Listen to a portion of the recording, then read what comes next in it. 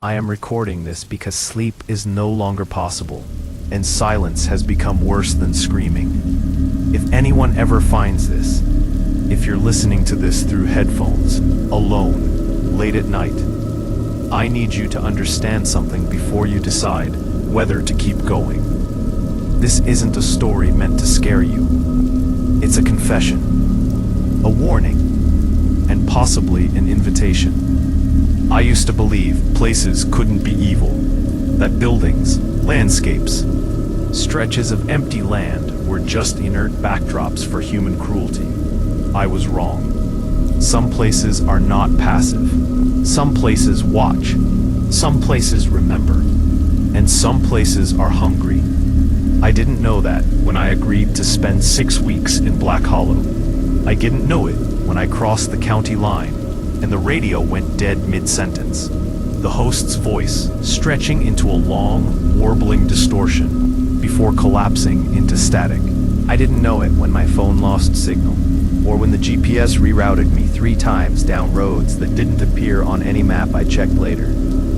I especially didn't know it when I passed the sign. Welcome to Black Hollow, population 412. Someone had scratched something into the metal beneath the number. The letters were uneven, dug in deep enough that rust had pooled inside them. Less every year. I laughed when I saw it, an uncomfortable laugh. Sure, but still a laugh. Towns try to be quirky. Rural humor leans dark. That's what I told myself. I wish I had turned around. The town sat in a shallow valley surrounded by dense pine forest, the kind that blocks light even at noon. The air changed as soon as I rolled down the windows. It smelled old, damp earth, rot, something faintly metallic underneath, like rain that never quite washed anything clean. Black Hollow looked abandoned at first glance. Houses stood too far apart, many with boarded windows or sagging porches. No children, no dogs, no movement. Even the wind felt muted, as if sound itself was discouraged. Then people started to appear. They emerged slowly, one man stepping out of a hardware store, a woman pausing on her porch, someone watching from behind lace curtains. None of them waved. None of them smiled. They just watched my car crawl down the main road like it was a funeral procession they recognized but didn't intend to attend. Their eyes were the worst part. Not hostile, not afraid, resigned. I had come to Black Hollow for work. That's the part that still feels so insultingly mundane. I was a freelance audio archivist, old capes, damaged recordings, analog formats nobody wanted to deal with anymore. A private historical foundation had hired me to digitize a collection of recordings recovered from a defunct local radio station. They'd warned me the material was sensitive. They hadn't warned me it was wrong. The station sat at the edge of town, a squat concrete building half swallowed by trees. Its sign had fallen and broken into pieces that lay scattered in the weeds like bones. The windows were intact, but dark, reflecting the forest behind me instead of whatever waited inside. I parked and sat in the car longer than necessary, hands resting on the steering wheel, listening. There was no ambient sound, no birds, no insects, not even the whisper of leaves.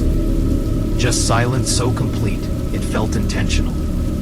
When I finally stepped out, the air pressed against my ears, dense and heavy, like I'd gone underwater without realizing it. The front door of the station was unlocked.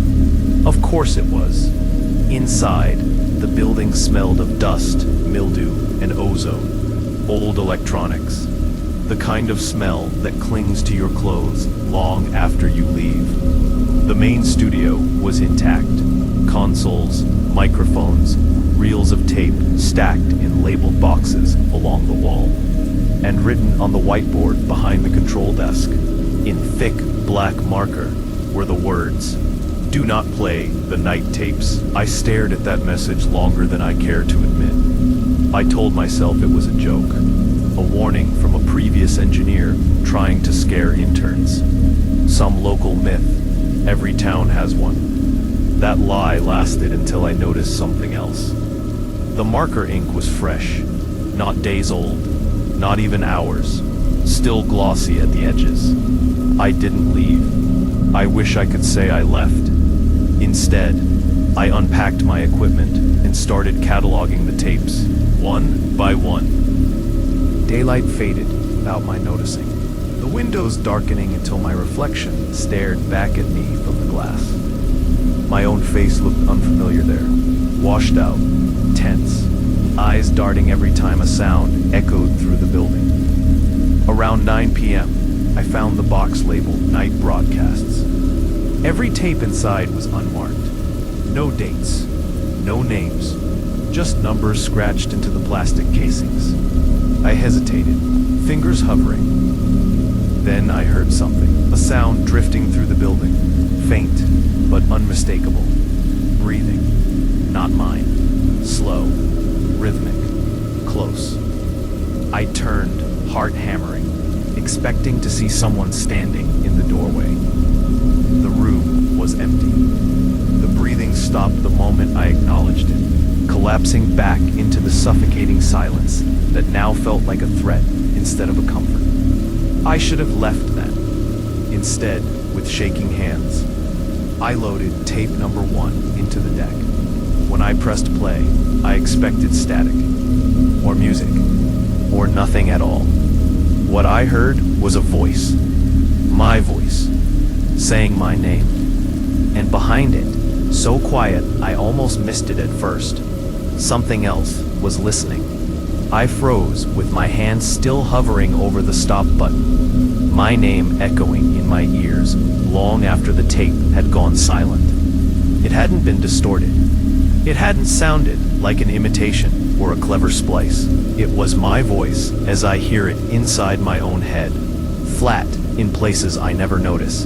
The slight hesitation before certain consonants, the faint breath I take before saying my last name. No one else could have known those details, not without knowing me intimately, not without being me. I ejected the tape and stared at it like it might start bleeding. For a long moment, I convinced myself it had to be a prank, a coincidence. Some kind of psychological trick, brought on by exhaustion and isolation. Audio archivists talk about auditory pareidolia all the time, how the brain fills in gaps, invents patterns, hears meaning where none exists. That explanation collapsed when I rewound the tape and played it again. My voice spoke before the playhead even settled. I know you're listening. My knees nearly gave out. The voice sounded closer now, as if whoever was speaking had leaned toward the microphone. I could hear the subtle wet click of lips parting, the faint scrape of breath across metal mesh. You shouldn't have come here, my voice continued. But you always say that after. After what? The tape hissed, and beneath it, layered so deep I almost missed it, was the breathing again. Only now it wasn't just one set of lungs. It was many. Overlapping. Patient. I slammed the stop button and yanked the tape free. That was the moment the lights went out. Not a gradual dimming, not a flicker. 1 second, the room was bathed in the dull yellow glow of fluorescent bulbs. The next, I was standing in pitch black darkness so absolute it erased depth and distance. The silence returned, heavier than before. I stood there, afraid to move, afraid to breathe too loudly. My phone's flashlight felt like a bad idea, like lighting a match in a room full of gas. Still, after a few seconds that stretched into eternity, I turned it on. The beam cut through the dark and landed on the whiteboard. The message had changed. You played it again. My throat tightened. I hadn't heard footsteps, hadn't sensed movement, yet the ink was still wet, thick black lines slowly sagging as gravity pulled them down the board. Something inside this building knew what I had done. I backed away until I hit the console, heart hammering so hard it hurt. My phone buzzed in my hand, startling a sound out of me that didn't feel human. No signal, no missed calls, just a single audio file, freshly created.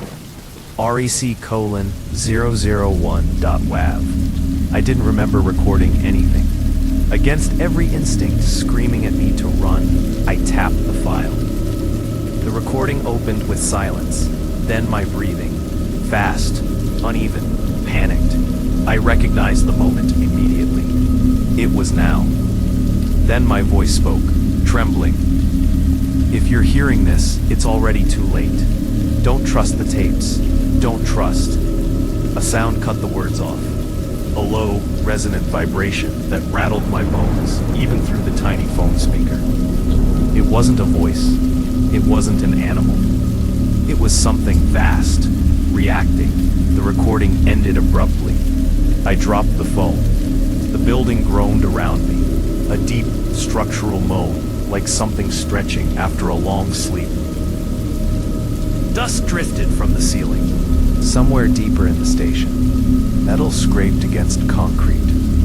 Something was moving. I ran. I don't remember grabbing my bag. I don't remember locking the door behind me. I only remember bursting out into the night air, lungs burning, vision tunneling as I sprinted toward my car. The town was dark. Every house, every street light, gone. Black Holly had extinguished itself.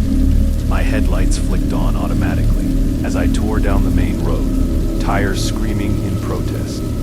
The forest pressed in on both sides, trees leaning inward like they were listening. I drove for what felt like hours. The road never changed. Same bend, same cracked asphalt, same fallen mile marker lying on its side, like a warning I'd failed to heed. Panic clawed its way into my chest. I slammed the brakes, skidding to a stop and jumped out of the car. The air was colder now, sharp.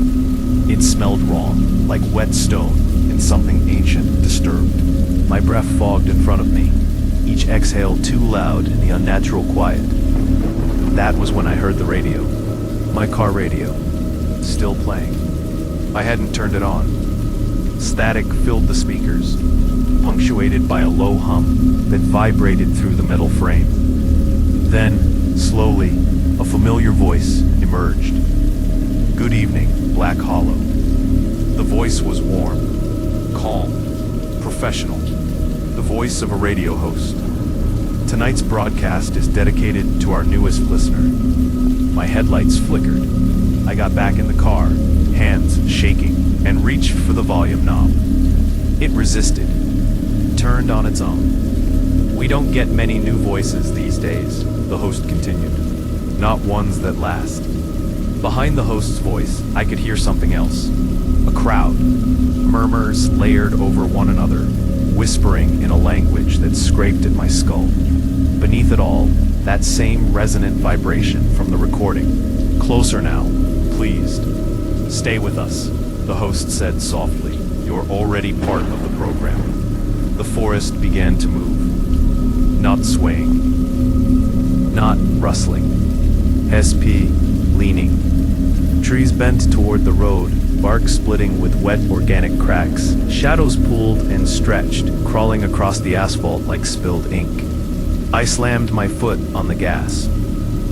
The car lurched forward and then died. Total silence. My phone buzzed in my pocket. Another file. REC 002 WAV. Hands numb, I pulled it out. I didn't press play. I already knew what I'd hear. Open side, the car. Something exhaled. Close enough to fog the glass. And in the reflection of the windshield, just for a moment, I saw myself sitting in the driver's seat. Head tilted, eyes vacant, smiling as if I'd finally remembered my lines. I don't know how long I sat there, frozen behind the wheel, staring at my own reflection smiling back at me from the glass. Time had started to behave strangely. Moments stretched until they felt viscous, like my thoughts were moving through syrup, while entire minutes vanished without leaving any trace behind. When I finally blinked, the reflection blinked too, but a fraction of a second late. That delay shattered whatever fragile denial I had left. I screamed and slammed my fists against the steering wheel. The sound swallowed instantly by the forest. The thing outside the car, whatever had exhaled against the glass, shifted its weight. I could feel it through the soles of my feet. A vibration traveling up through the chassis, through my bones, settling somewhere deep in my chest. The radio crackled again. "Easy," the host said, still wearing my voice's cadence. Still calm. "You'll hurt yourself before the night even begins." The word night landed wrong. Heavy. Final. I grabbed the door handle. It wouldn't open. I pulled harder, panic shredding what little composure I had left. The handle moved uselessly in my hand, detached from its purpose. The locks clicked rapidly on their own, a nervous tick, as if the car itself couldn't decide whether to keep me in or let me out. The phone buzzed again. REC002.WAV was already open. Against my will, it began to play. This time, the recording didn't start with my voice. It started with wind moving through trees. Real wind, not the dead air I was trapped in now. Footsteps followed, gravel crunching beneath shoes. Then my voice spoke, older somehow, tired. "I thought it would stop if I left," I said on the recording. "That's the lie it tells you, that distance matters." I staggered back in the seat, breath coming in short, sharp gasps. The recording continued. I drove until I ran out of road, until I ran out of myself. And when I came back, it was waiting. It's always waiting. A pause. I could hear myself swallowing. It doesn't chase. It doesn't have to. The recording cut to static. Outside, the pressure against the car increased. The metal creaked, the frame flexing as if something massive were leaning its full weight against it. The windshield spiderwebbed with hairline fractures, each tiny crack whispering as it spread. "Let him out," another voice murmured through the radio. Not the host. This one was layered. Dozens of voices speaking in near-perfect unison, slightly out of sync with one another. Men, women, children. Some so old they sounded brittle. Others too young to understand what they were saying. He's confused. He's fresh. He still thinks he's separate. The host sighed, almost indulgent. We all did. The pressure eased. The driver's door unlocked with a loud final click. I didn't move. Every instinct screamed that opening that door was a mistake that couldn't be undone. That once I crossed that threshold, something fundamental would change. Something I'd never get back. The radio hummed softly. "We can wait," the host said. "We have been waiting a long time." The forest leaned closer. I opened the door. Cold air poured in, sharp and clean compared to the stale, recycled air inside the car. It smelled of pine and wet earth and something else. Something mineral, like stone that had never seen sunlight. I stepped out. The moment my foot touched the ground, the world shifted. The road behind me was gone. In its place stood the radio station, perfectly intact, lights glowing warmly through the windows. I spun around, heart hammering, disoriented. The forest was gone too, replaced by the familiar outlines of Black Hollow's buildings. Streetlights buzzed overhead. The town looked alive, normal. My car was gone. A hand settled on my shoulder.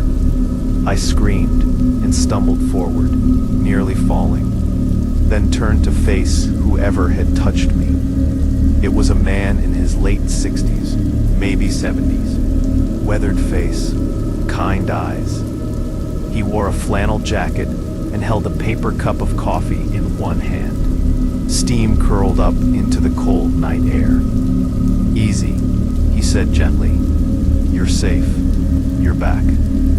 I stared at him, unable to speak. "You must be the archivist," he continued, smiling. "Name's Walter.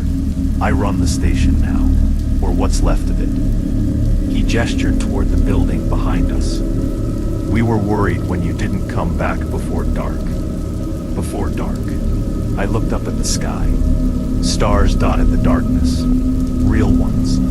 Not the smothering void I'd been trapped in minutes earlier. "Come on," Walter said, steering me toward the station with a surprisingly firm grip. "You look like you've seen a ghost." Inside, the station was warm, bright, alive with the low hum of equipment. A woman sat behind the control desk, headphones on, nodding along to music I couldn't hear. Another man sorted tapes at a nearby table, scribbling notes on a clipboard. Normal. Too normal. I pulled away from Walter. "The tapes," I said hoarsely. "The night broadcasts." Walter's smile faltered, just slightly. "Ah," he said. "You found those." "They played my voice." "Yes," he replied, not denying it. "They do that." A cold knot settled in my stomach.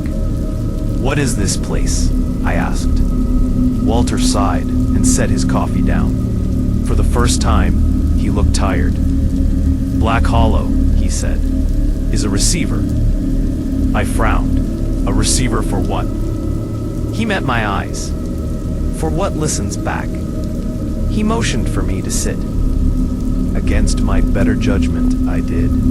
"Long before the station existed," Walter continued, "this valley was known for its silence. Indigenous stories warned against sleeping here. Said the land echoed thoughts, remembered voices, the kind of warnings settlers ignore." The woman at the console glanced at us, eyes hollow in a way that made my skin crawl. "When radio came along," Walter said, "it gave the valley a voice, and something answered." My chest tightened. "The thing on the tapes," Walter nodded. "We call it the listener." The word made my teeth ache. "It doesn't have a body," he went on. "Not the way you'd understand it. It exists in patterns, frequencies, memories. It feeds on repetition, on identity, on people who speak into the dark and expect nothing to speak back." I remembered my voice saying my name. "What happens to the people on the tapes?" I asked quietly. Walter didn't answer right away. Finally, he said, "They stay." The lights flickered, just once. The woman at the console stiffened, fingers tightening on the controls. Walter stood abruptly. "We need to end the broadcast early tonight." The radio crackled. "No," the host said, voice deeper now, less human. "He's remembering." The walls began to hum, low, resonant, familiar. Walter grabbed my arm.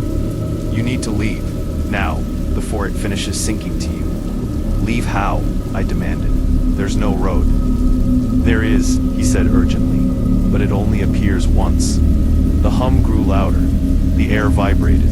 My teeth chattered. The host laughed softly. "You can't keep him," it said. "He already knows his voice." The lights went out. And in the darkness, something spoke directly into my thoughts. "You sound beautiful when you're afraid." The darkness wasn't empty. That was the first thing I understood once the lights died. It wasn't an absence of sight. It was a presence, thick, intentional. The kind of dark that presses against your skin and listens for your breathing. The hum deepened until it stopped being a sound and became a sensation. My bones vibrated. My thoughts felt out of phase, like they were arriving a fraction of a second too late to belong to me. Walter's grip tightened around my arm. "Don't answer it," he whispered, "no matter what it says." I didn't trust my voice enough to speak. Somewhere in the black, the woman at the console began to cry. It wasn't loud, just a quiet, rhythmic sob, like she'd been crying for a very long time and had finally run out of hope that anyone would help. The listener spoke again. Not through the radio, not through the walls, inside me. "You carry so much sound," it said. "Memories, echoing against each other. Regret has such a clean frequency. I clutched my head, teeth grinding. Images flickered behind my eyes, moments I hadn't thought about in years. Arguments, half-finished goodbyes, recordings I'd deleted and wished I hadn't. Walter shouted something I couldn't hear over the rising tone. "We can help you remember," the listener continued. "We can keep you from fading." The darkness pulsed. For a brief, terrifying second, I understood the appeal. To be held, to be heard. To never be alone with silence again. "Don't listen," Walter yelled, voice cracking. "It doesn't keep you, it copies you." The word "copies" cut through the fog. The hum spiked, angry now. "That is a lie," the listener said. "They are incomplete without us." A light flared suddenly. Walter's phone flashlight, harsh and blinding. He shoved it toward me like a weapon. "Run," he said. "When you hear the bell, don't stop." "What bell?" I shouted. But he was already moving, dragging me through the dark by instinct alone. The station groaned around us, the sound of concrete straining like muscle. Somewhere above, glass shattered. Then I heard it. A bell, old, iron, ringing once. The darkness recoiled. The station corridor snapped into focus, lights flickering back on in stuttering bursts. At the far end, a door I hadn't seen before stood open, pale moonlight spilling through it like an accusation. "That's the road," Walter said, breath ragged. "It only opens when the listener is distracted." Behind us, the hum surged again, furious. "He belongs to us," it roared, no longer bothering with pretense. "He has spoken. He has listened." The bell rang again, louder this time. Walter shoved me forward. "Go." I ran. The doorway wasn't a doorway at all. It was the road, the same cracked asphalt I'd driven earlier, stretching out into the forest. Cold night air hit my face like a slap. I didn't look back. I heard Walter scream. The sound cut off abruptly, like a tape being yanked from a deck. I didn't stop running. The forest closed in around me, branches clawing at my clothes, roots reaching up like hands. The bell rang a third time, distant now, swallowed by the trees. Then there was only my breathing. I ran until my lungs burned, until my legs gave out and I collapsed onto the road. I lay there shaking, face pressed against the cold asphalt, waiting for the hum to return. It didn't. When I finally dared to look up, the forest was still, normal.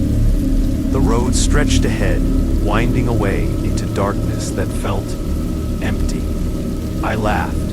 A broken, hysterical sound. I was free. That's what I told myself.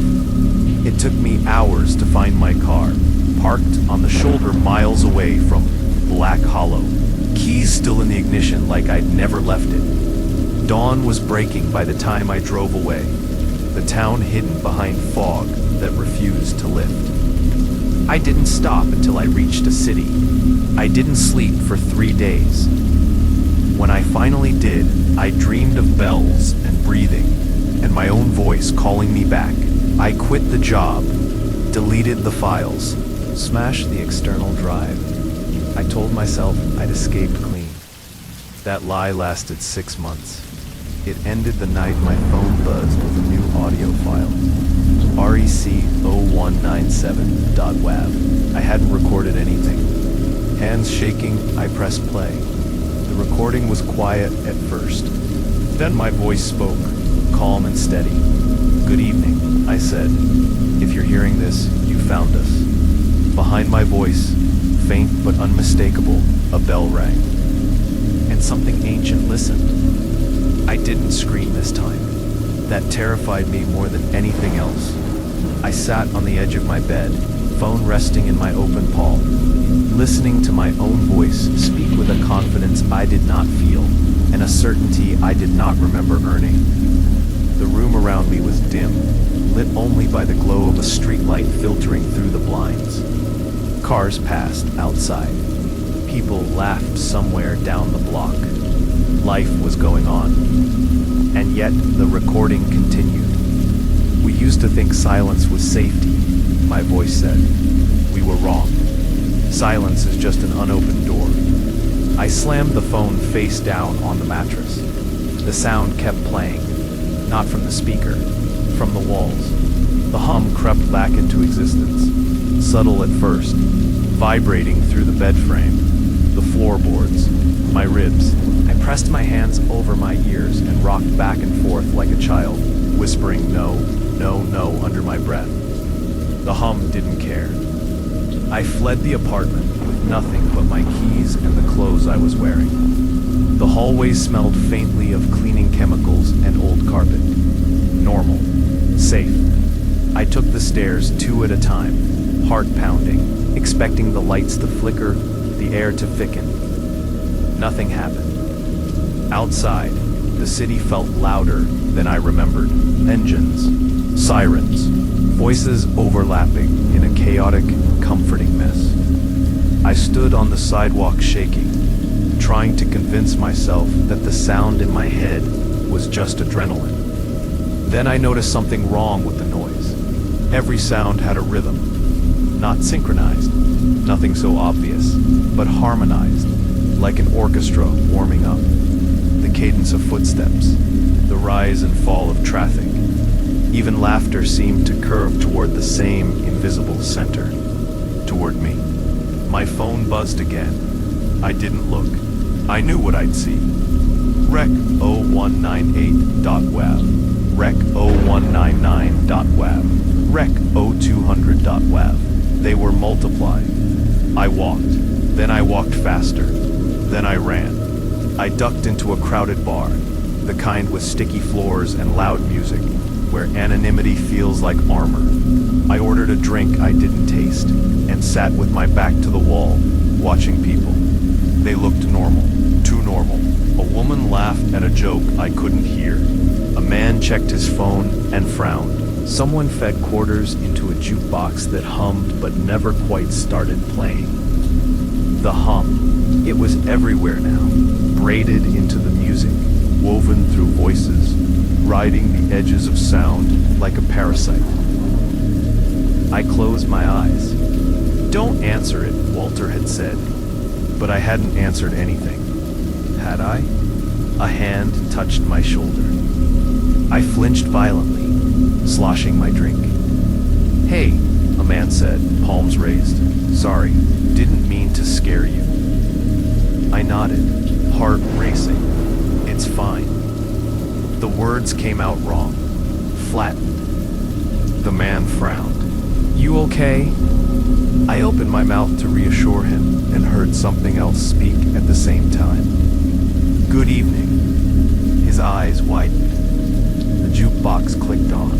Static poured from its speakers, followed by a familiar voice. My voice, echoing through the bar. "If you're hearing this," it said, "you're closer than you think." Panic exploded. People shouted. Someone unplugged the machine. The sound cut out abruptly, leaving behind a silence so sudden it rang. Every eye turned toward me. I stood up slowly. No one moved to stop me. As I pushed through the door and stumbled back into the street, I understood the truth I'd been avoiding. The listener didn't need Black Hollow anymore. It had learned to travel. Through recordings, through memory, through me. I wasn't being hunted. I was being broadcast. I don't know how many days have passed since then. Time slips now, folding in on itself. I move from place to place, never staying long, avoiding screens, avoiding speakers, avoiding anything that might carry my voice further. It doesn't matter. The files keep appearing. The recordings get clearer. Sometimes, late at night, I hear a bell ringing somewhere far away, and I know another door has opened for someone else. I'm tired. That's the worst part. Not the fear, not the guilt, the exhaustion. The listener is patient, ancient. It doesn't rush. It waits for the moment when silence feels unbearable and connection feels worth any price. I'm making this recording now because I can feel myself slipping. Words come easier when I don't think about them. My reflection smiles more often. If you're listening to this on Nightmare Crypt, if you found this story late at night when the world is quiet and your thoughts are loud, I need you to do one thing for me. Pay attention to the silence after this ends. If it listens back, don't answer. And if this story disturbed you, if it stayed with you longer than it should have, consider liking the video, subscribing to Nightmare Crypt, and sharing it with someone who thinks they're alone in the dark.